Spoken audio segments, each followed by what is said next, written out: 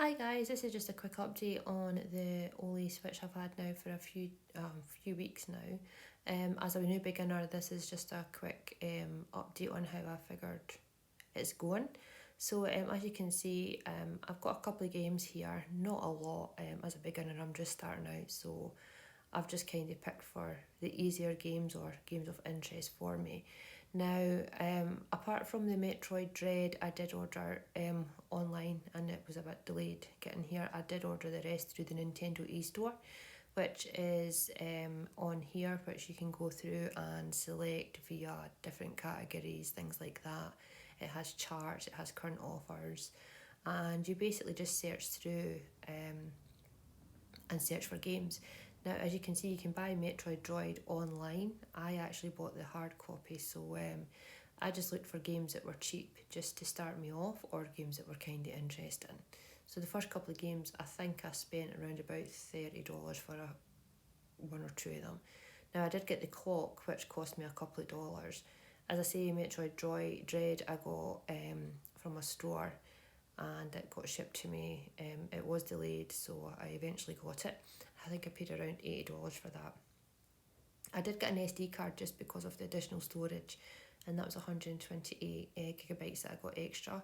I bought this from Amazon for about $30. Now, to put the card in was a bit of a nightmare. It's quite tight to actually open this.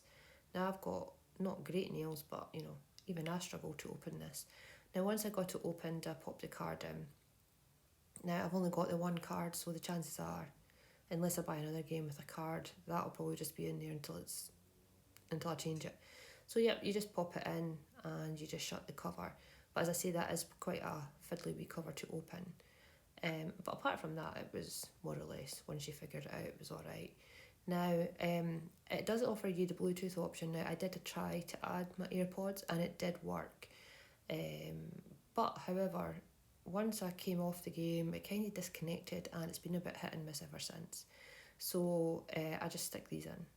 There is a slot at the top just to put the jack in, so I just put that in, wear the headphones, and it does the job. Now, the option does come up, my AirPods are still shown as just to connect the device, but yeah, it's a bit hit and miss. So for now, I just stick to these as they're quite comfy, to be honest.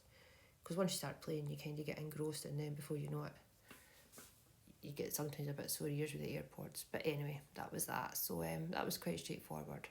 Now, apart from that, as you could probably see if you've seen my other video, I was a beginner.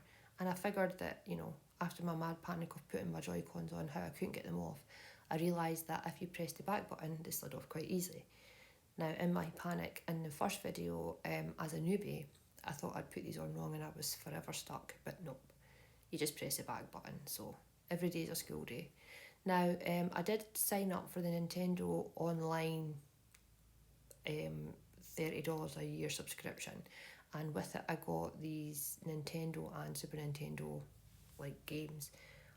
I've not played all of them, but as a beginner, there's something to play on.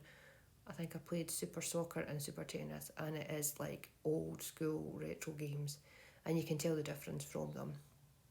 Outlast I did buy via the Nintendo eStore, which was about $20. This game is scary. I really like it, especially when you've got the headphones on. The heavy breathing somehow gives me the hair in the back of my neck standing up. Now, to close it, you just close the game and then it just closes down. There is a capture button, but I don't really use that. I just kept pressing it just to see what would happen. You can't take any pictures once you're in the gallery, but you can take it outside.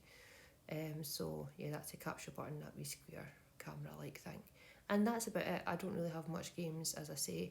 This game, Colours N, is a touch screen, so you can't really use the controls, and it is just a case of matching colours and things like that. It's more like a zen chill out game. Now, I did connect it to my telly via the HDMI cable that it did come with, and it was pretty straightforward. You just plug in your AC adapter, which is fine, plug in the HDMI, and that was it. And I just played via Wi-Fi, and I was just playing myself, and then I did play another game with my partner, but that was all done via Wi-Fi, and it was pretty straightforward. So there we go, that's a quick review. Thanks for watching.